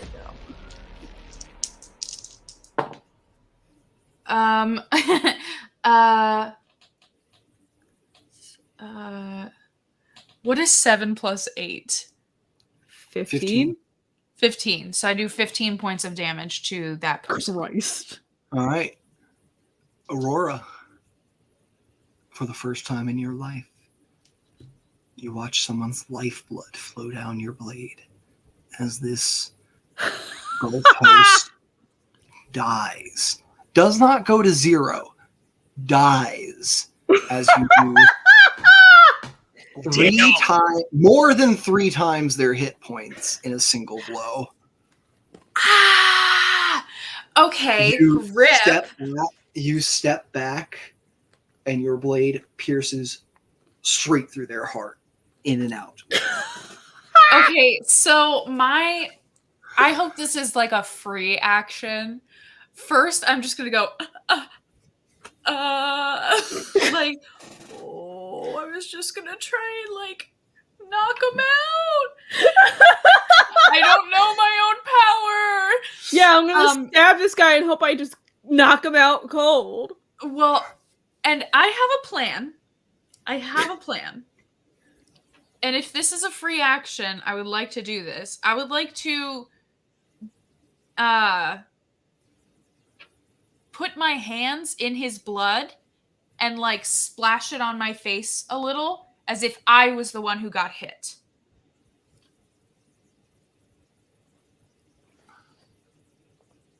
That's not... I'm going to say that's not a free action, for sure.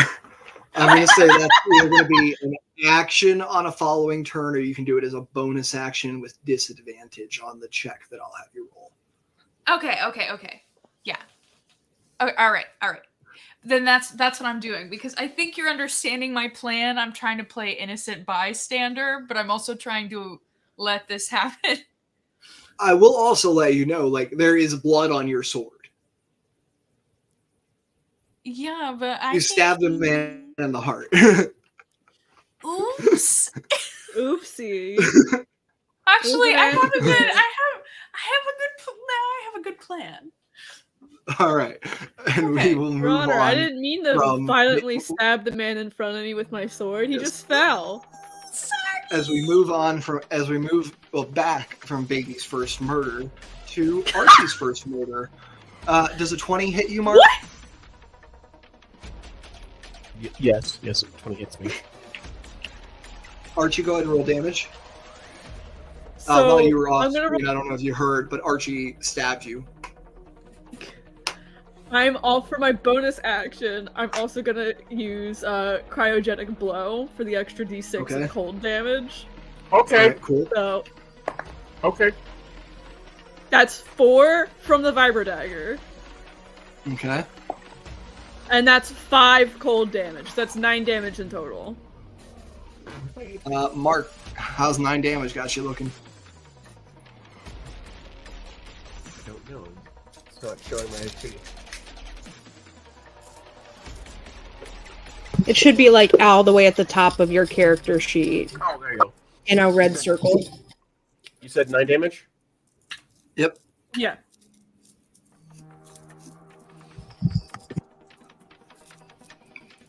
I have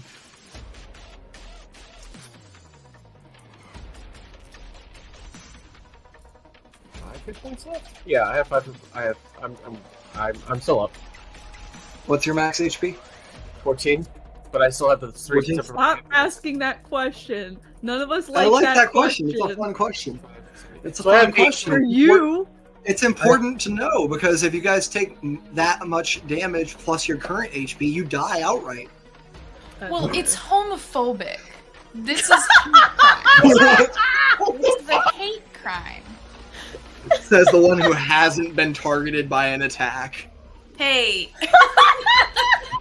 As the one who successfully killed someone? On my first turn, or on my second turn. An innocent bystander at that. You killed, to be clear, you just killed someone who works at a golf course. That's it. This guy just has a job at a golf course. I'm trying to kill the people who are trying to, like, intervene. I get you. I know what you're doing. Like, out of game, I know what you're doing. Yeah. In world, you just murdered a guy who works at a golf course. fully like, this might be a felony. You might want to get lawyers. Anyways. Yeah, Archie, are you doing anything else with your turn after you stab a... Oh, no, you used your action and bonus action for that. Any movement? Yeah. No, you can't move. Can You're I... grappled. Okay, I'm still grappled. Okay, then that's it. Alright, end of Archie's turn. Aurora did hers. Tony's gonna, stick his head up and give you a little wink through the door to give you a potent aptitude. Archie. And he's going to try to stab the other armed guard. Tony does not stab the other armed guard. Oh, no, wait. He's got his potent aptitude from you. Tony does stab the armed guard. Yay! Tony deals 3 damage. Not bad. Yeah. After Tony goes to Sid and the gang, who are going to move up, and they're going to take shots at the still standing host, at Mark, and one is going to try to shoot through the window at the driver. Or at the armed guard who's in the passenger seat, rather.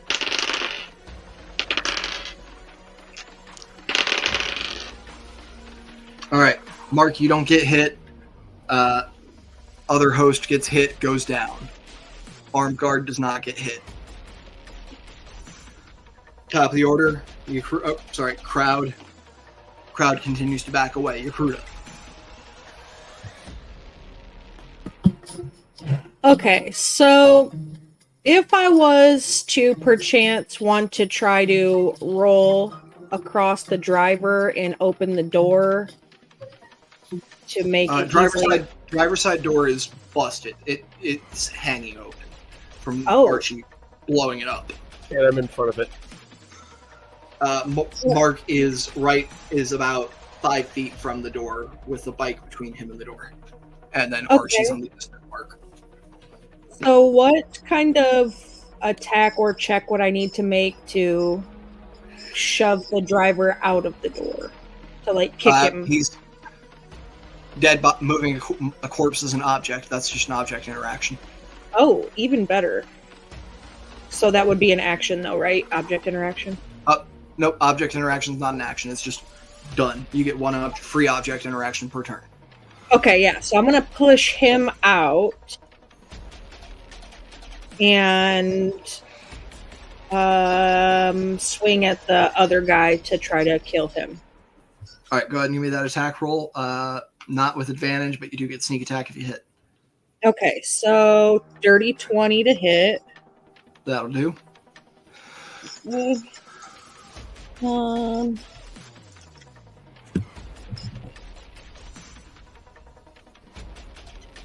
13 damages. All right.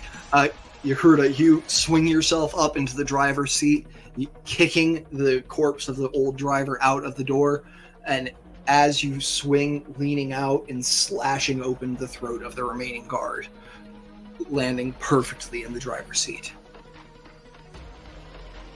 Yep, that's what she does. All right. Mark, you're up. So I'm gonna say that I didn't see that because my attention is on the person in front of me that just hit me hard. I'm gonna say you probably heard the thud first. behind you. Yeah, you heard the thud behind you, but you did hit first. You hear the thud behind you, and you hear the bike fall over behind you, actually, because the body just got kicked out onto a motorcycle.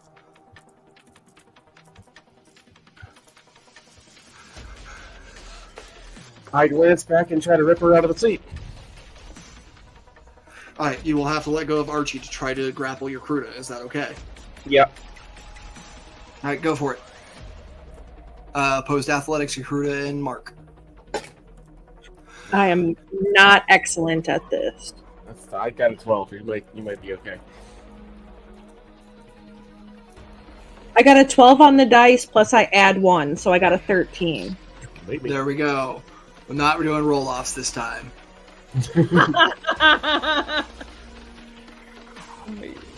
All right, Yakuta, this massive man tries to grab you, and you manage to shrug him off.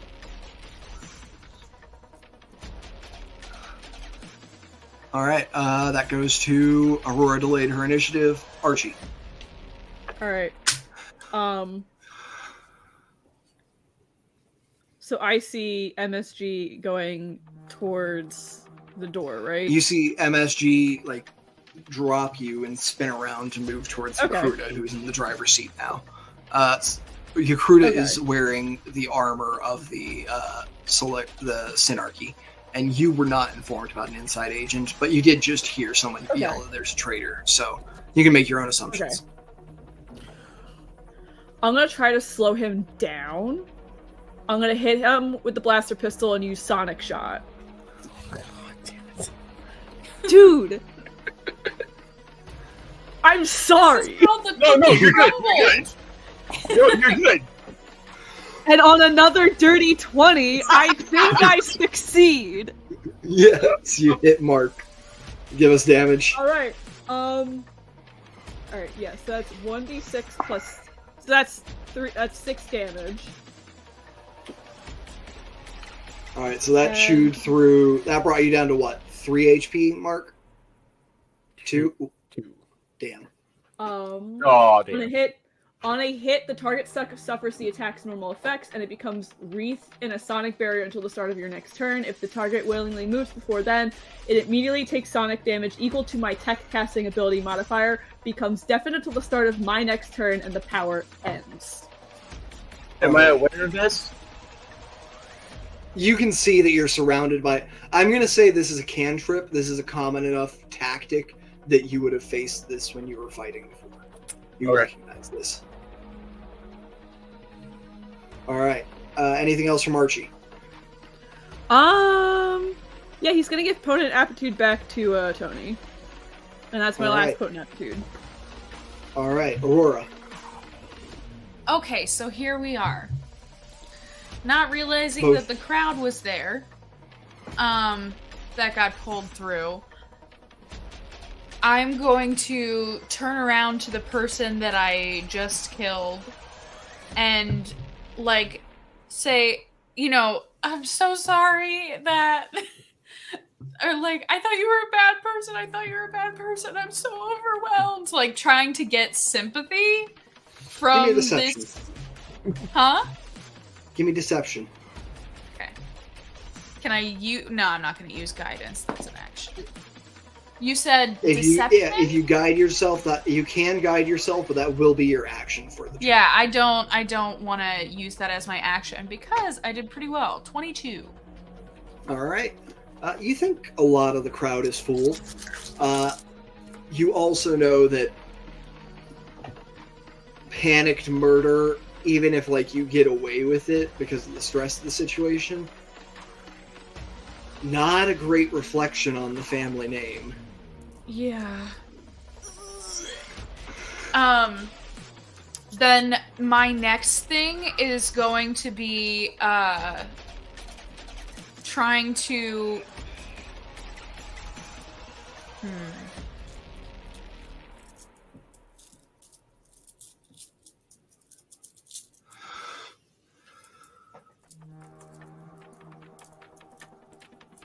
What I'm gonna do is I'm gonna, like, I think right now is image recovery, but also trusting that, like, the Synarchy knows what they're doing. The Syndicate knows what they're doing. Syndicate knows what they're doing. So, I'm gonna, like, go to the crowd and say, like, come on, we gotta go. Like, you know. All right, I'm going to say this one will be your action. Give me a persuasion. Okay. Ooh. 16? 16? A lot of the crowd looks like they're ready to move with you. They've already kind of been following your lead, backing away from things at the start. Okay. Yeah, and because of and it looks like people, like, are assuming that the read you're getting just baseline is that it looks like people are assuming you had a reason for stabbing that host. Okay. And because of my phase strike, my walking speed increases by 30 feet. So I have 60 feet of movement. Okay. So I'm gonna use that 60 feet and kind of usher people out of the way. Yeah. You're just you're going full retreat.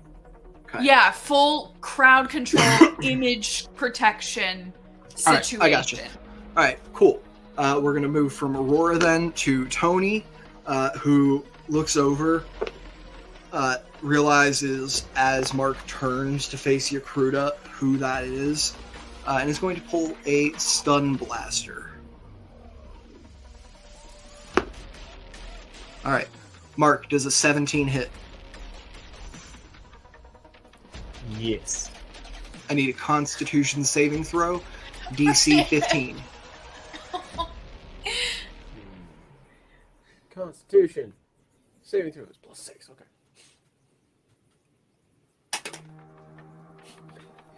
That's an 8. Alright. Mark, you are stunned. You are also going to take... You take 5 points of non-lethal damage. I am 3 in the negative. What was that? I'm 3 in the negative. Alright, Mark, you are knocked out. You are stable because it was non-lethal that took you down. Archie, grab Mark. We'll deal with it later. Throw him in the back. Yes, Sid, you got it. And you see one of Sid's guys comes up from the back to help you grab him. We're going to exit initiative here because all of the guards are down. Aurora is pulling the crowd away, and Mark is unconscious. As Yakruta, Archie, Mark, Tony, and Sid load up.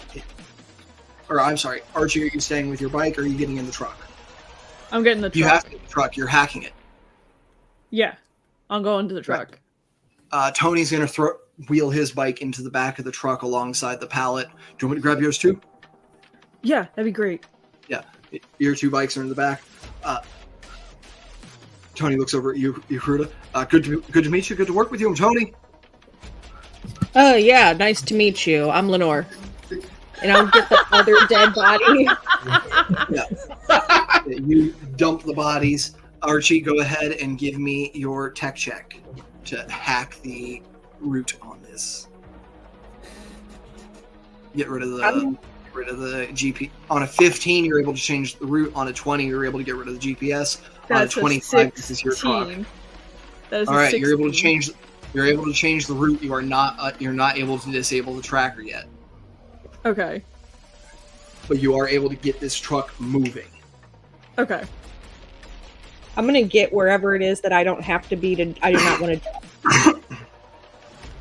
I'm sorry. What was that? I do not want to be the one driving. Archie is the one driving. Okay, good. Is there assistance I can offer to Archie to? You can give the help action. Oh wait, I had potent aptitude. Can I re-roll that? Can I re-roll the potent aptitude? You can roll the potent aptitude, and if your recruiter wants to give you a help action, Yeah, I'll give you a help action. Yeah. Yeah, Right. so you can go ahead and make that with advantage and add your potent aptitude. So roll another d20, see if it's higher. No, it's not higher. So that's still the 16. Plus potent aptitude. If you get a 4, you get the next 17. step up. Doesn't change anything. Okay. But you're able to hit the road. You'll be able to make this check. Go ahead and roll a d4 for me. 4. You'll be able to make this check. You'll be able to attempt this check 4 more times before anybody catches up with you. Mark, Perfect. Okay. I want you to go ahead and start making me death saving throws. Even if you fail all of these, you don't die. This is just to give you your chance at your nat 20 to pop back up. That's a 9. 9? All right, 1 failure. Mm-hmm. Archie, go ahead. Give me your second check. Okay, that's a 18. All right, Tony's out of potent aptitudes, so Okay, still no fuck improvement. me. All right. Mark, second death save. That's a 3. All right, 2 failures. Archie. That's another 15. All right. Mark, number 3. Come on. You got this. Don't fuck me. That's 10. 10's a success. So that's 2 failures, 1 success. You have potentially 2 more chances to get in that 20. All right, Archie. This is your 3rd roll. Okay, that's a 21. 21. You cut the GPS. They still have your current location, so you got to keep going. You got to drive. Okay. Now we're going to move on to piloting checks. First, though, Mark, give me another save. Oh, it's 19. So close. All right, 19. So we're at 2 and 2. This is your next one's your last one, no matter what. Archie, piloting check. I would like to ask a question to Archie's Go. player above the table. Yeah. How does Archie feel about being under the influence to grant extra dice to your driving? I'm gonna answer this with driving under the influence last session. I think I'm gonna say this needs to be an in-character question and conversation. I just wanted to ask the player before I asked in character because player off me, right? Yeah, I got you. So, I think Yek will pull out of her secret pocket and inside of her armor, she'll pull out a little packet of sandy brown dust, and she'll just be like, "Hey, this is gonna help," and blow it on you. Archie coughs a little bit at the initial reaction, but he still ingests it. Yeah, so this is giggle dust. Pocket You sand. apply the substance to a creature within 5 feet of you. For the next minute, the creature experiences a high that allows them to roll an additional D3 when making ability checks, attack rolls, or saving throws. And at the end of the high, you have to succeed a DC 14 Wisdom saving throw or experience a low that lasts 10 minutes. All right, Archie, go ahead. Give me. So a D3 is just a D6. 1 and 2 are 1. 3 and 4 are 2. 5 and 6 are 3. So that's a 4. So that's a 2. So that's 2. Okay. Yep. So piloting, that's an 18. 18. You don't think you've been driving in such a way that you've lost them yet. Okay. You can hear some sirens in the area moving in. We're gonna go ahead. Go ahead and roll another. Go ahead and roll another D3 for me. Actually. Okay. That's a 1. That's a 1. You're gonna be able to make that pilot check one more time before somebody closes in on you. Okay. Mark. Final save. Wait one moment. What is going through Mark's head as he lies unconscious here on the floor of this dusty truck? Artillery rounds. Artillery rounds? I was thinking it would be a pizza burger. No, that it's was burger pizza. It's You're not right. pizza burger. It's burger I wasn't there. pizza. Yeah. I was having a mental breakdown. How was I supposed to remember? Oh. Mark, you have a point of inspiration. Okay. Yeah, he's got some PTSD flashbacks going on right now. So you will be able to roll this with advantage if you choose. Yes! I'll take an extra roll for that, yeah. That's 11. And 16, so, yeah. I mean, there's Right, that Mark, succeeds. you're stable and unconscious still.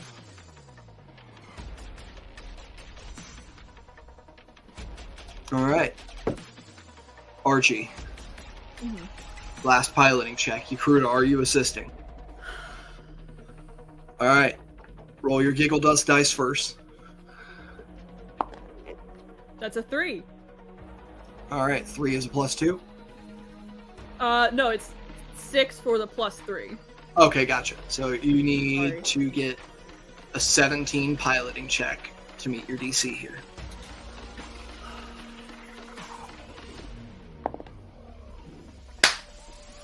That is a 17 on the die with plus There 6. we go. That is a 23 plus 3. That is a 26. You want to go ahead and roll your advantage with your Kurta's help? Crit check yourself? Yeah. No, I didn't make it. But on a 17 plus 9 for a 26, 6, yeah, plus 9. Fuck. you realize you have a moment here, Giggle Dust, suffusing your system, where you don't know how the bikes that get to your shop, but you know the streets, and you're a smart enough kid. You're a smart enough kid to figure it out. And you whip off into one of the little exits between levels that's an uncharted ramp driving up the side of these concrete buildings, and make your way back to your shop undetected. Yakruta, Aurora, and Yakruta, MSG, and Tony in the truck. Aurora fleeing into the city with her crowd behind her. And that is where we're going to end this episode of Concentricity, Echoes of Eden. Golf clap. Golf clap. Thank you all for joining me tonight. Well, I've been your that's GM Chipper. golf clap. With me tonight, as always, I have Yakruta. Played by Huli. Dr. Archie Edric, played by Mags. Mark Swink Gedge, played by my dear friend Vinny. I almost called you Vic like 3 times. I'm like, I know it's not Vic. I know it's not Vic. That's wrong. That's incorrect. And of course, Aurora Vard, played by our very own Gabby. We will be back here on Heroes and Hooligans Monday night with our Delirium campaign set in the world of Itharis by Grim Hollow. Thursday night, we are playing Gilded Destinies, our campaign set in the world of Eberron. And of course, 2 weeks from now on Friday, we'll be back with another episode. I lied. We won't be back 2 weeks from now on Friday because we're taking a small break. Bummer. Okay. But we will be back in just about a month. And I'll see you guys then. Bye. Bye.